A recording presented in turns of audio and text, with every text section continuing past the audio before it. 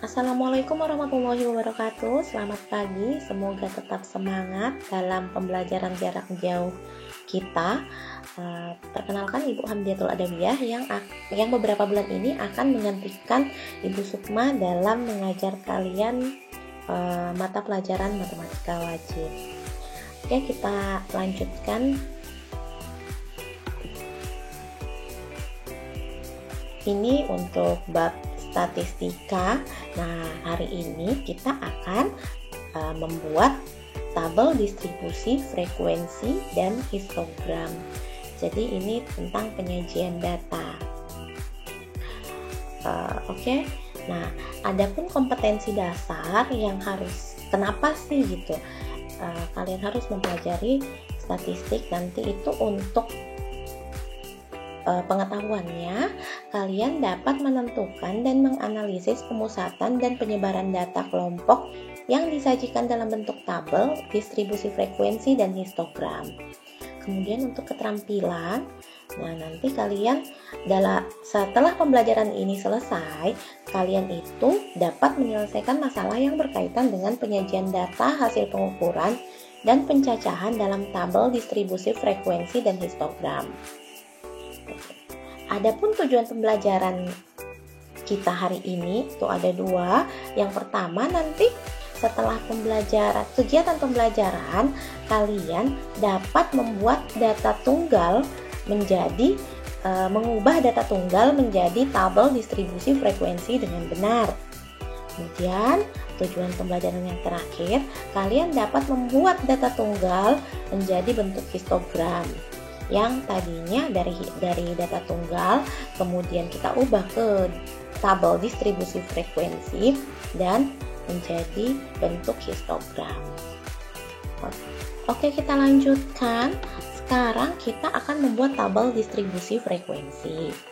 Nah, ini pasti kalian tidak asing lagi bahwa yang ini adalah tabel distribusi frekuensi. Kenapa? Karena di SD dan SMP itu pasti pernah belajar statistika, jadi sudah tidak asing dengan yang namanya tabel distribusi frekuensi. Tapi, nah kalau di SMA ini kita mencoba membuat, jadi yang ini, tabel ini yang akan kita buat, yang biasanya di soal itu tiba-tiba ada. Nah, hari ini, pertemuan kita kali ini, kita yang akan membuat tabel distribusi frekuensi. Jadi sebenarnya dari mana asal? Jadi sebelum ada tabel distribusi frekuensi, ada yang lain gitu. Apa itu? Yaitu sebenarnya data, ya ini adalah data tunggal. Pertemuan lalu mungkin kan sudah ya tentang data tunggal. Nah, ini adalah data tunggal. Biasanya gitu ya kalau di SD SMP. Ini data tunggal dan tabel distribusi frekuensi ini bahasa lainnya biasanya data berkelompok gitu. Nah, jadi sebenarnya tabel distribusi frekuensi ini asalnya dari data tunggal. Data tunggal ini akan kita ubah menjadi tabel distribusi frekuensi dengan memperhatikan unsur-unsur atau bagian-bagian suatu tabel distribusi frekuensi. Gitu. Nah, apa aja unsur-unsur atau bagian-bagian tabel distribusi frekuensi tersebut? Yang pertama itu ada jangkauan. Jadi nanti di kegiatan pembelajaran kita akan mencari jangkauan. Kemudian ada banyak kelas. Yang mana itu banyak kelas? Nah, ini. Jadi dari kalau tabel distribusi frekuensi kita ini banyak kelasnya ada 3. 1, 2, 3. Jadi kalau misalkan banyak kelasnya itu 5 ya berarti nanti ini ada 5 ke bawah nih, 5 baris. 1, 2, 3, 4, 5. Gitu, nanti ada 5 baris. Kalau banyak kelasnya 5, banyak kelasnya 6 misalkan ya berarti barisnya ada 6 dan begitu seterusnya. Oke, kita lanjutkan panjang kelas atau interval. Nah, panjang kelas itu bisa kita sebut dengan jarak. Yang mana jarak? Ini loh, dari 150 sampai 152 jaraknya panjangnya berapa? 150, 151, 152 berarti jaraknya 3. Gitu. Atau ada cara lain mencari, nanti kita dapatkan di kegiatan pembelajaran kita. Jadi panjang kelas itu jarak dari 150 sampai 152. Itu namanya panjang kelas, dan panjang kelas ini harus sama. Kalau 150 sampai 152 ini jaraknya 3, berarti ini juga jaraknya 3, ini juga 3 gitu. Jadi cukup satu yang kita cari itu sudah mewakili banyak kelas, panjang kelas untuk semua kelasnya. Ini kan kelas-kelas nih. Jadi dari 153 ke 55 itu kan 3, ini juga 3, ini juga 3. Jadi panjang kelasnya itu pasti sama. Oke, kalau sekarang ada batas bawah. Batas bawah yang mana? Nah, contoh nih, kelas pertama 150 sampai 152. Batas bawahnya yang mana? 150. Batas atasnya yang mana? 152. Begitu juga kelas kedua. Kelas kedua itu kalau yang ditanyakan adalah batas bawahnya berarti 153. Batas atasnya adalah 155 gitu, dan seterusnya. Oke, tepi bawah. Tepi bawah ini kalau biasa kita cari ini ya, cari median, modus, pasti pakai tepi bawah dan tepi atas. Oke, kita lanjutkan. Nah, nilai tengah yang mana? Balik lagi ke yang kelas. Dari 150 sampai 152. Ini nilai tengahnya berapa? Tuh. Biasanya lebih mudahnya batas bawah ya. Batas bawah ditambah dengan batas atas nanti dibagi 2 untuk mencari nilai tengah. Tuh, 150 tambah 152 bagi 2. Oke, nah, kita lanjutkan ke frekuensi. Nah, sudah tahu ya, kita sudah lihat di sini frekuensi, berarti yang dimaksud adalah 2, 5, dan 7. Tapi balik lagi, bagaimana cara menentukan frekuensi? Nah, kita lihat interval dari 150 sampai 152. Dari data tunggal di bawah ya, dari beberapa datum ini tuh, kita lihat yang mana masuk rentang 150 sampai 152. Cek. Oh, yaitu 150 dan 152. Ada 2, makanya di frekuensi ada 2. Sekarang bagaimana interval 153 sampai dengan 155? Kita cari 153, 153, 154. Nah, 154 ini kan masuk di rentang ini ya. 155 pasti ini, 154, 155. Jadi tidak boleh kurang dari 153, tidak boleh lebih dari 155. Jadi yang harus anggotanya ini aja, di antara 153 sampai 155. Yang hijau ini, lingkaran hijau ada berapa? 1, 2, 3, 4, 5.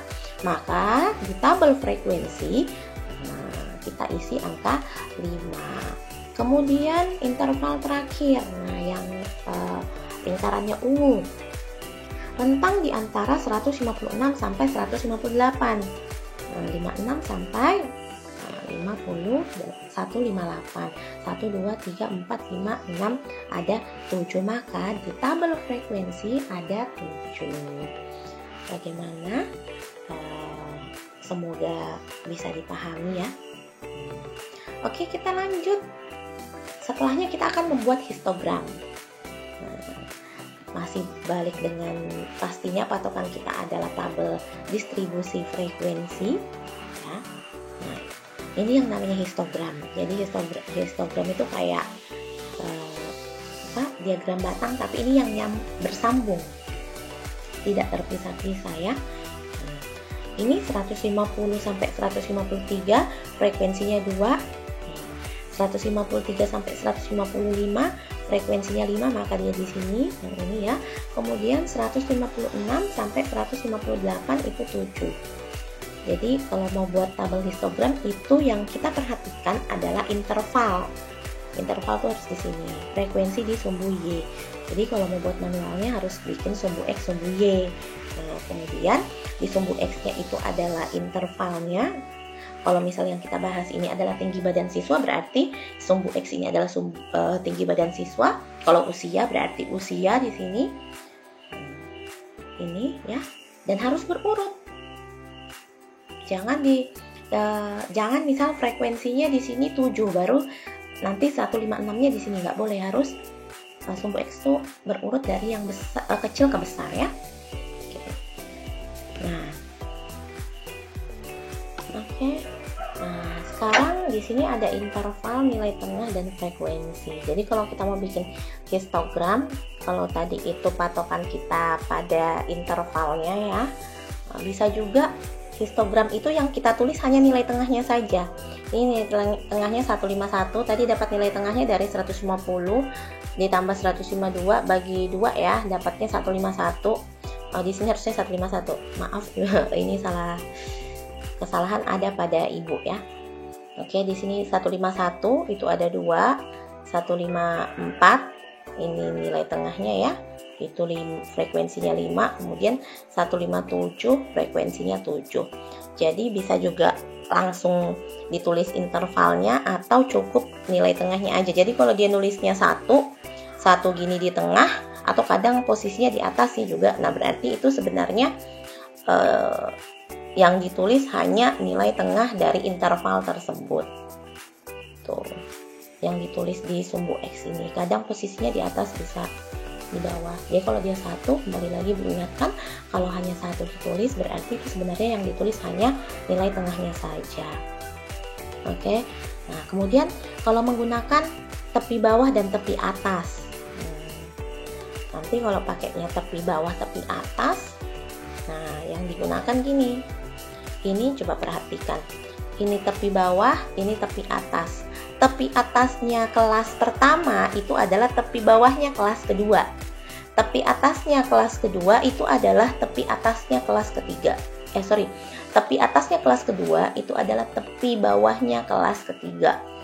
Nah, nanti ini tepi atasnya kelas ketiga itu sebenarnya tepi bawahnya kelas keempat kalau ada kelas keempat. Nah, makanya yang ditulis satu-satu angka ini tapi tepat berada di tengah-tengah garisnya, bukan di tengah histogramnya, batang-batangnya. Jadi 149, ini yang ini 152,5, ini 155,5, ini 158,5. Nah, gitu.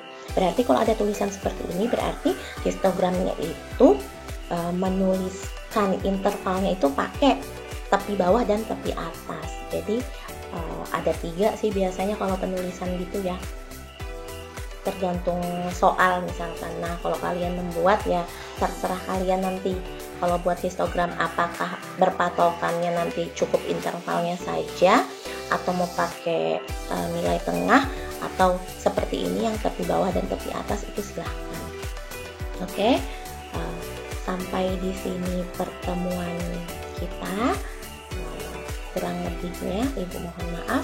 Sekali lagi Ibu ingatkan jika ada kendala bisa menghubungi Ibu ya via WA. Insya Allah itu pasti dibalas. Kita akan diskusi di WA jika terjadi kendala. Oke, baik. Terima kasih atas perhatiannya. Assalamualaikum warahmatullahi wabarakatuh. Tetap semangat.